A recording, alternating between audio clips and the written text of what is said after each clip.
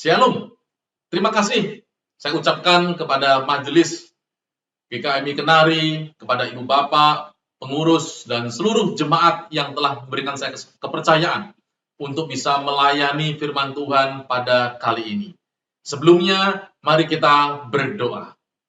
Pada pagi hari ini Tuhan Yesus, kami bersyukur kepadamu, kami boleh kembali hadir kepadamu. Kami boleh memuji, memuliakan namamu, dan saat ini kami akan belajar kebenaran firman-Mu. Ajari kami, supaya kebenaran firman-Mu ini bukan sekedar sebuah wacana, konsep, atau pengetahuan yang sekedar lewat di kepala kami. Tetapi kebenaran firman-Mu ini tertanam dalam-dalam di hati kami. Dan kebenaran firman-Mu ini mengubah hidup kami. Segala pujian, kemuliaan, kehormatan hanya bagi namamu. Di dalam nama Tuhan Yesus kami berdoa. Amin. Puji Tuhan, di kesempatan pada saat ini, kita boleh belajar kebenaran firman Tuhan. Tema yang diberikan kepada saya adalah sukacita sejati. Mengapa kita punya konsep yang berbeda dengan yang konsep dunia ajarkan? Kalau dunia mengajarkan bahwa kita bersukacita, kita bergembira, kita bisa menerima kegembiraan itu karena kita mendapat sesuatu, kita mendapat berkat, pekerjaan kita baik, gaji kita meningkat, kita mendapatkan apa yang kita inginkan. Tetapi di dalam firman Tuhan, itu ada hal yang berbeda. Sekalipun ketika kita mendapatkan sesuatu, doa kita terjawab, terkabul, itu pasti membuat kita sukacita, tetapi ada hal yang lain lagi. Mengapa ketika kita menderita, firman Tuhan mengajarkan berbahagialah, bersukacitalah senantiasa. Berbahagialah orang yang jatuh ke dalam berbagai-bagai ujian, pencobaan. Mengapa harus bersukacita? Ketika kita menghadapi situasi yang berat, situasi yang secara kasat mata, ini adalah hal yang berat dalam hidup kita. Mengapa kita harus tetap bersukacita?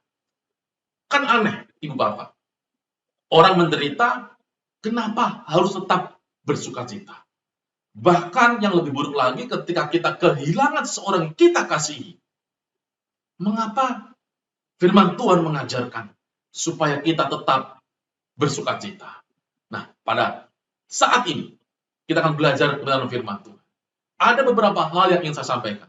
Bahwa yang pertama adalah, ketika kita menghadapi penderitaan, ketika kita mengalami yang namanya sedang berada dalam lembah kekelaman, sedang berada dalam bayang-bayang maut, firman Tuhan mengajarkan. Mari kita membuka di Mazmur di pasal ke-23, ayat yang sangat terkenal. Mengapa sekalipun kita berada dalam lembah kekelaman, bayang-bayang maut, kita tidak boleh terpuruk, kita harus tetap bersukacita. Firman Tuhan mengajarkan, demikian firman Tuhan. Mazmur 23 di ayat yang pertama, Tuhan adalah gembalaku, takkan kekurangan aku. Ia memberikan aku di padang yang berumput hijau, Ia membimbing aku ke air yang tenang. Ia menyegarkan jiwaku, Ia menuntun aku di jalan yang benar oleh karena namanya.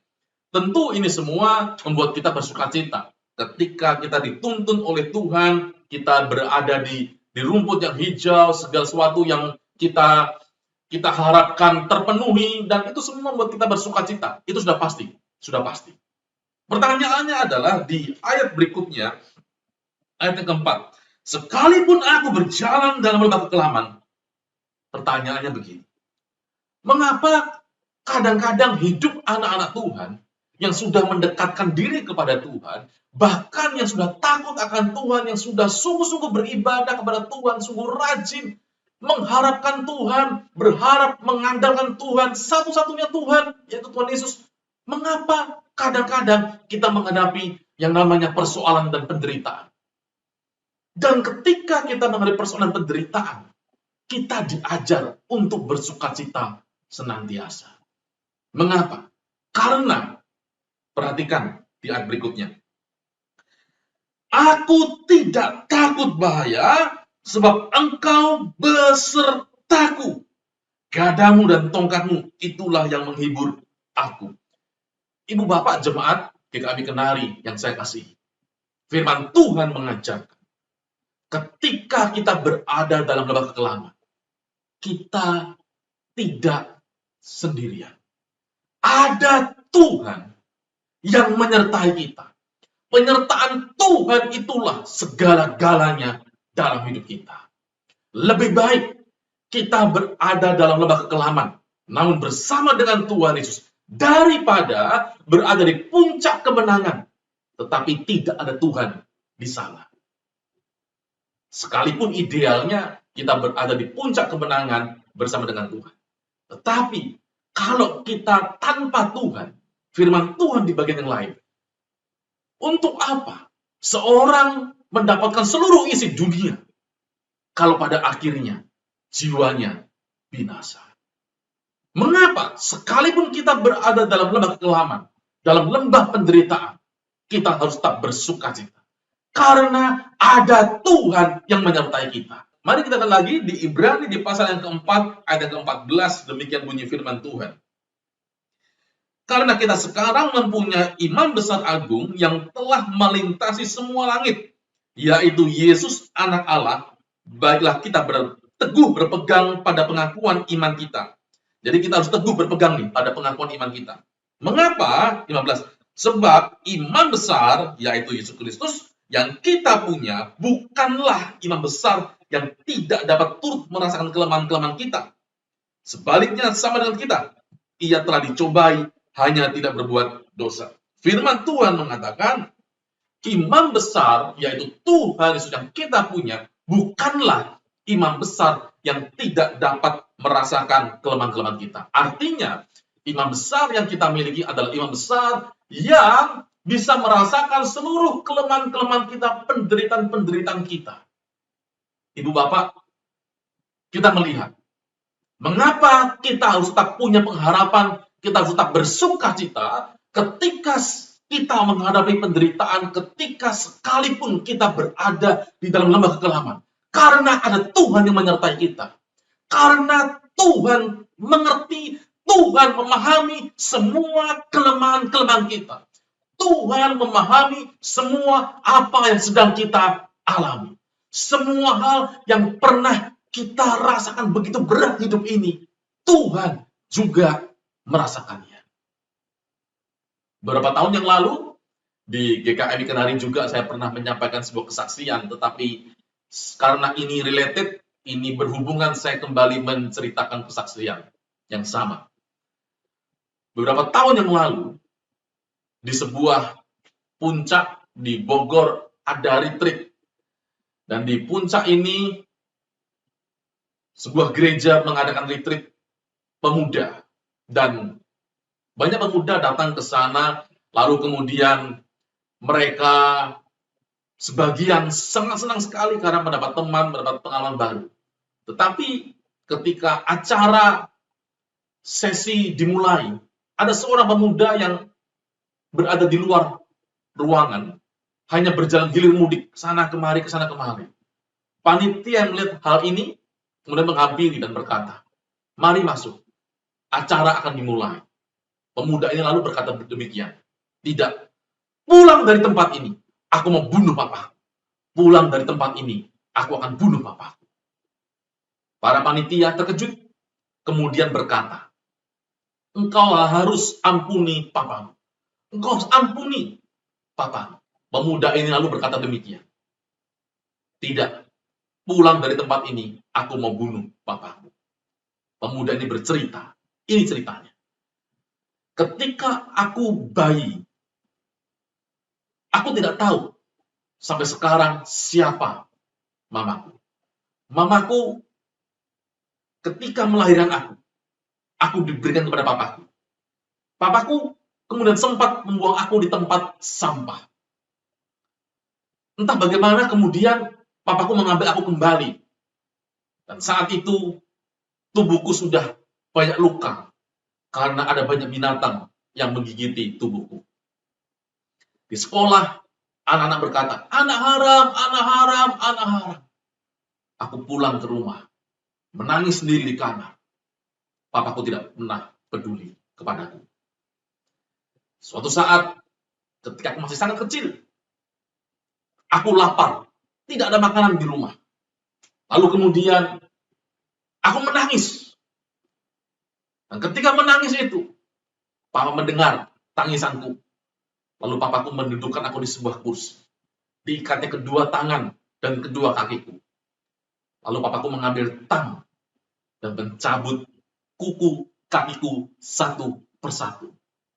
Pemuda ini bercerita sambil menunjukkan kuku kakinya yang rusak akibat perbuatan papanya bertahun-tahun yang lalu. Ketika para panitia mendengar cerita ini, mereka terdiam. Entah bagaimana, pemuda ini kemudian mau masuk. Dan ketika masuk, acara sesi setelah berlangsung dan pemuda ini duduk di tempat yang belakang, tidak mendengarkan apa yang diceritakan karena tidak berapa lama pemuda ini kemudian tertidur. Dan beberapa saat kemudian terbangun dan berteriak, "Aku mau ampuni papaku! Aku mau ampuni papaku!" Orang-orang terkejut karena tema yang disampaikan oleh pengkhotbah tidak ada hubungannya dengan pengampunan, dan pemuda ini tertidur saat sesi sedang berlangsung.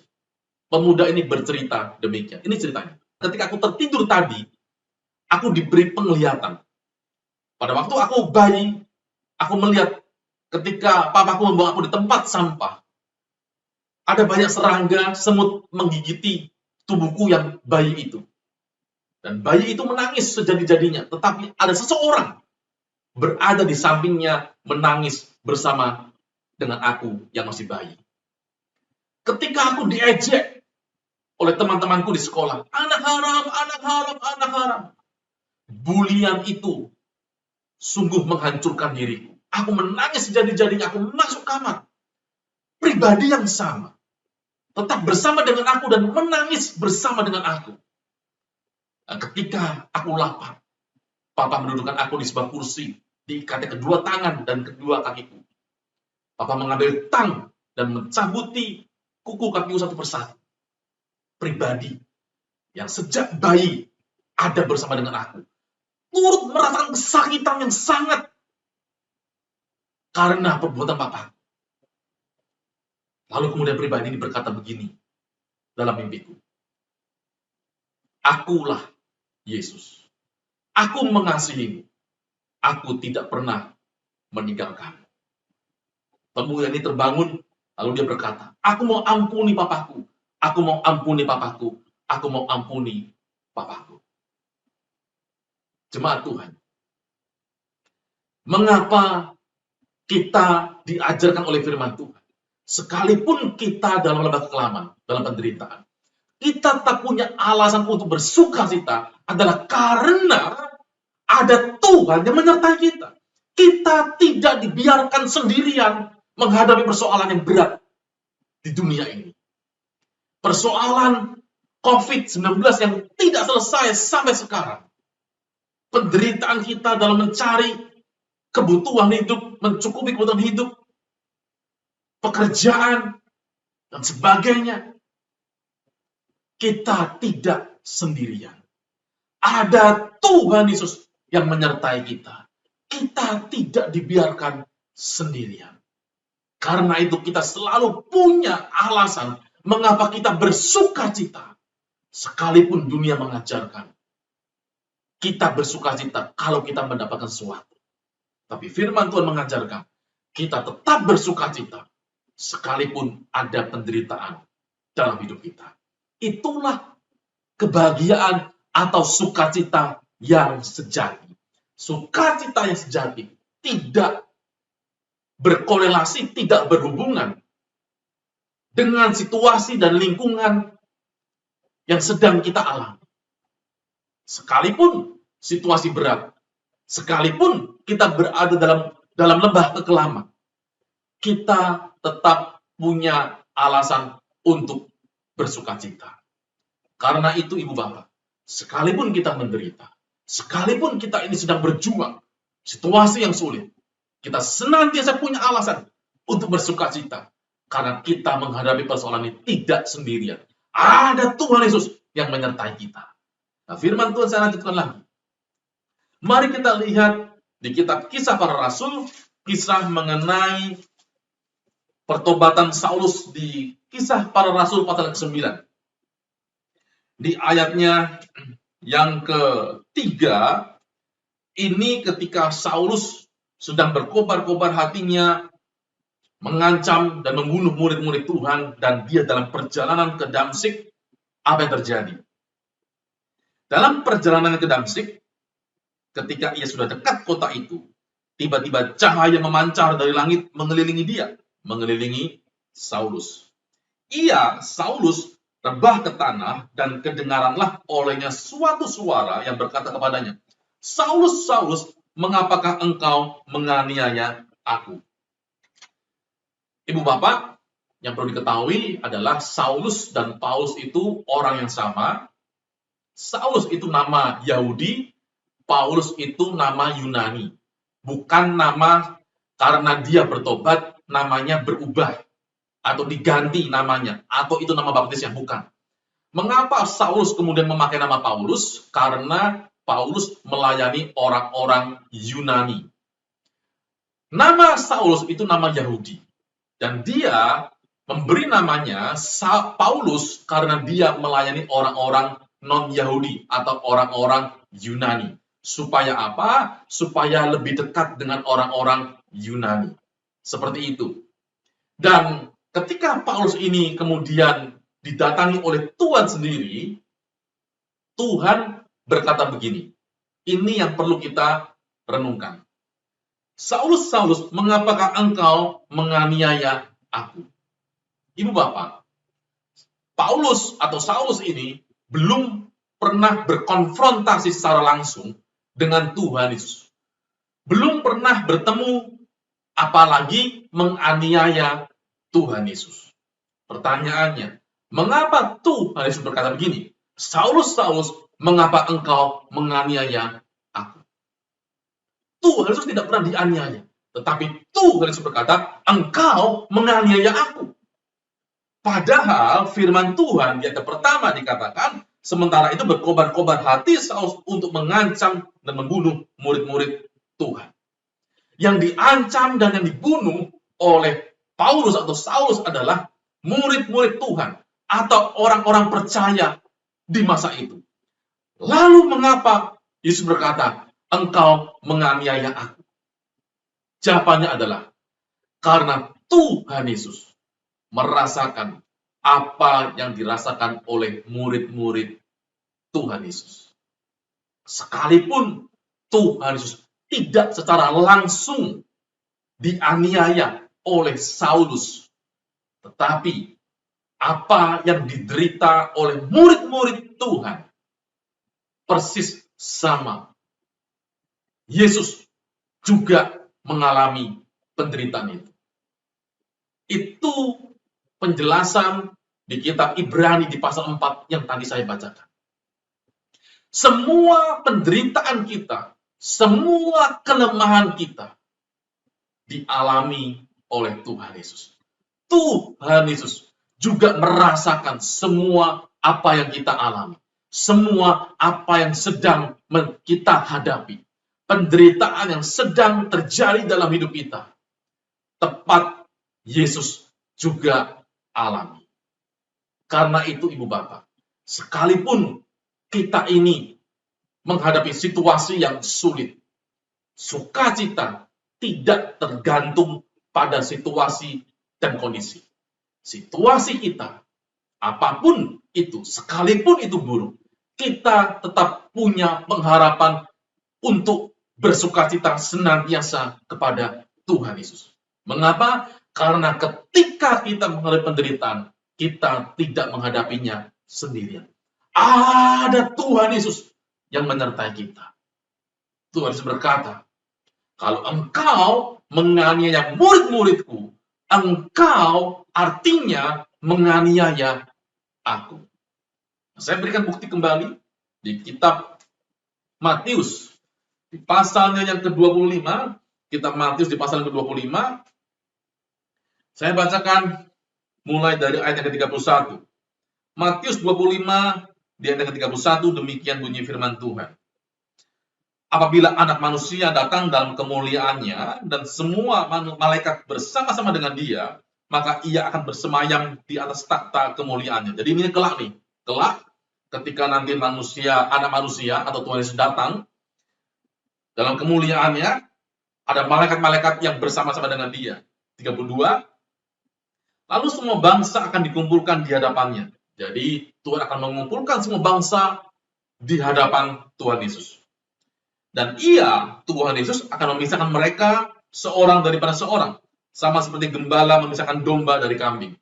Jadi Tuhan Yesus akan memisahkan seperti gembala memisahkan domba dan kambing. Dan dikatakan demikian. Dan Ia akan menempatkan domba-domba di sebelah kanannya dan kambing-kambing di sebelah kirinya. Jadi ada tempat yang berbeda antara domba di sebelah kanan dan kambing di sebelah kiri. Dipisahkan mereka. Mengapa dipisahkan? Nah ini, ayat 34, dan raja itu akan berkata kepada mereka yang di sebelah kanannya, pada domba nih, marilah hai kamu yang diberkati oleh Bapakku, terimalah kerajaan yang telah disediakan bagimu sejak dunia dijadikan. Jadi diberikan surga kepada yang sebelah kanan, kepada para domba. Mengapa? Perhatikan. Sebab ketika aku lapar, kamu beri aku makan. Ketika aku haus, kamu beri aku minum. Ketika aku seorang asing, kamu beri aku tumpangan. Ketika aku telanjang, kamu beri aku pakaian. Ketika aku sakit, kamu melawat aku. Ketika aku di dalam penjara, kamu mengunjungi aku. Tuhan Yesus berkata begini nih. Saya ulangi lagi ya. Kamu memberi aku makan waktu aku lapar. Aku di sini adalah Yesus, guru besar. Aku guru besar. Ketika aku orang asing, engkau memberi aku tumpangan. Ketika aku telanjang, engkau memberi aku pakaian. Ketika aku dalam penderitaan sakit, engkau melawat aku. Dan seterusnya. Lalu orang-orang benar ini menjawab ayat 37. Katanya, Tuhan, bila manakah atau kapankah kami melihat engkau lapar dan kami beri engkau makan? Tuhan, kapan sih Tuhan? Kami tidak pernah melihat Yesus lapar dan kami beri Yesus makan. Kami nggak pernah Tuhan. Atau haus dan kami beri engkau minum. Kami juga tidak pernah melihat Yesus haus di depan kami dan kami sodorkan minuman. Kami tidak pernah Tuhan. Lalu dikatakan, bila mana kami melihat engkau sebagai orang asing dan kami beri engkau tumpangan, atau telanjang dan kami beri engkau pakaian? Bila manakah kami melihat engkau sakit atau dalam penjara dan kami mengunjungi engkau? Kapan Tuhan kami melihat engkau lapar, haus, telanjang, dalam penjara, sakit, dan kami melayani engkau? Kapan Tuhan? Pada realitanya Ibu Bapak, kita tidak pernah melihat Tuhan Yesus lapar, haus, dalam penjara, bahkan telanjang, ataupun sakit. Lalu mengapa Tuhan Yesus berkata seperti itu? Ketika aku lapar, engkau memberi aku makan. Ketika aku haus, engkau memberi aku minum. Ketika aku dalam penjara, engkau melawat aku. Ketika aku telanjang, engkau memberi aku pakaian.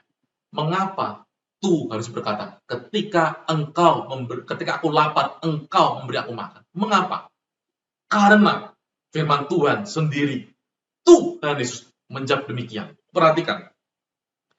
Di ayatnya yang ke-40. Dan raja itu akan menjawab mereka, aku berkata kepadamu, sesungguhnya, perhatikan ini, segala sesuatu yang kamu lakukan untuk salah seorang dari saudaraku yang paling hina ini, kamu telah melakukannya untuk aku. Jemaat Tuhan, perhatikan apa yang dikatakan oleh Tuhan Yesus sendiri. Segala sesuatu yang kamu lakukan untuk salah seorang dari saudaraku yang paling hina ini, engkau melakukannya untuk aku. Bayangkan Ibu Bapak, Tuhan Yesus saja menyamakan dirinya sebagai representasi, sebagai perwakilan dari orang-orang yang hina. Kalau engkau melakukan untuk orang-orang yang hina ini, engkau melakukannya untuk aku. Saya senang sekali ketika GKMI Kenari mengadakan aksi sosial, memberikan makan gratis kepada orang-orang yang kekurangan, kepada orang-orang yang membutuhkan. Sama seperti itulah. Itu sama seperti kita atau jemaat Tuhan atau yang gereja GKMI Kenari lakukan melayani orang-orang yang hina. Sama seperti melayani Tuhan Yesus Kristus. Karena itu, teruslah bersemangat. Layani orang-orang yang tampaknya hina bagi dunia. Tetapi sebenarnya itu adalah perwakilan dari Tuhan Yesus. Tuhan Yesus menyamakan dirinya dengan orang-orang yang hina seperti ini. Mengapa seperti itu?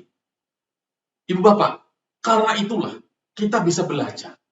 Tuhan Yesus menyamakan dirinya dengan mereka. Artinya begini, penderitaan orang-orang ini adalah penderitaannya Tuhan Yesus juga.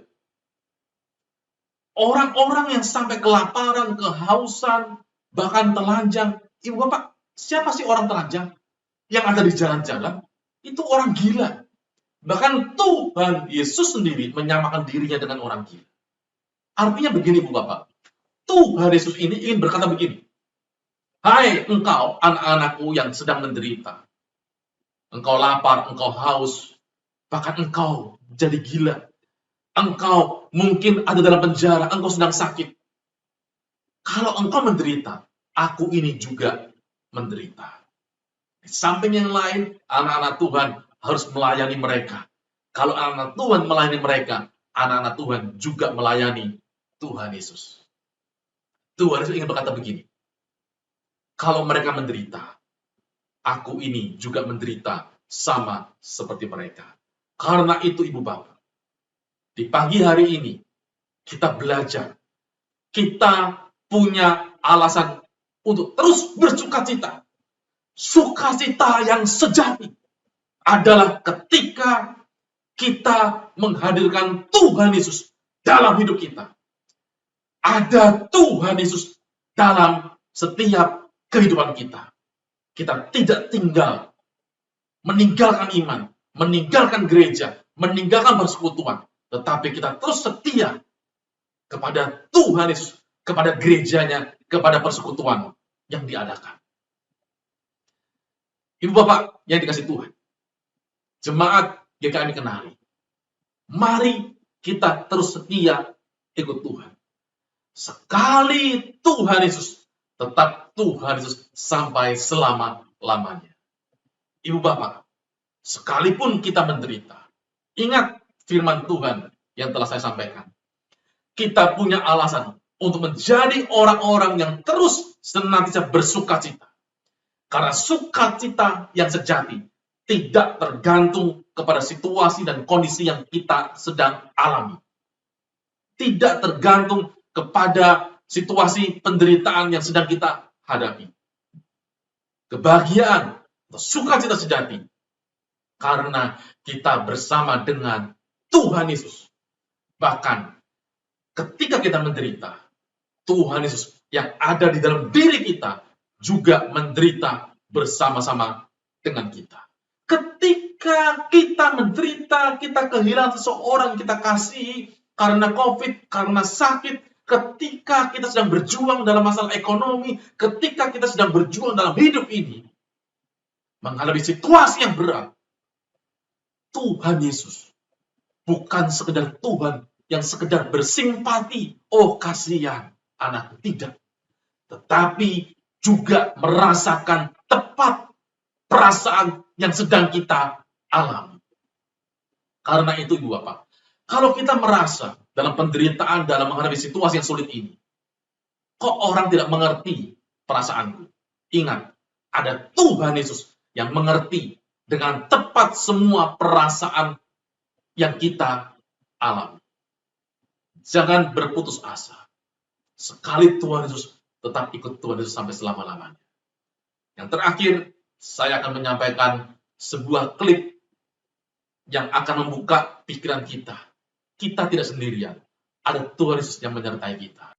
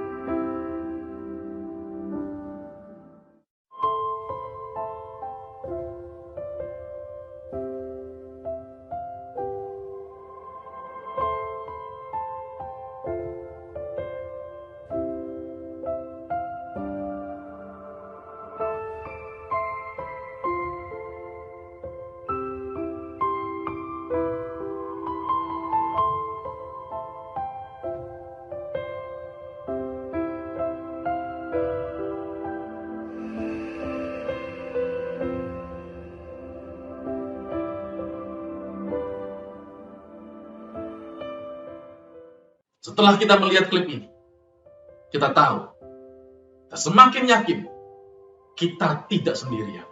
Ada Tuhan Yesus yang menyertai kita. Karena itu, mari kita setia ikut Tuhan Yesus. Dan kita akan mengalami sukacita yang sejati. Amin. Mari kita berdoa. Terima kasih Tuhan Yesus untuk pagi hari ini. Kami boleh mendengar kebenaran firman-Mu. Dan kami rindu Tuhan. Sebagai kebenaran firman-Mu yang sudah kami dengar pada pagi hari ini. Tertanam dalam di hati kami. Dan kebenaran firman-Mu ini mengubah hidup kami. Memberkati untuk jemaat GKMI Kenari. Memberkati para majelis, para pengurus. Untuk gembala, hamba Tuhan yang ada. Biar berkat penyertaan-Mu menyertai mereka. Berkati jemaat-Mu Tuhan. Untuk bungkus pagari mereka. Lindungi mereka dari segala macam penderitaan virus COVID yang sampai saat ini masih belum mereda. Engkau tolong Tuhan. Dan biarlah kami terus tetap punya pengharapan. Memiliki sukacita sejati. Karena apapun yang terjadi dalam hidup kami tidak sendirian. Ada Yesus yang menyertai kami. Terima kasih Tuhan. Segala pujian, kemuliaan, kehormatan hanya bagi nama-Mu. Di dalam nama Tuhan Yesus kami berdoa. Amin. Terima kasih, saya kembalikan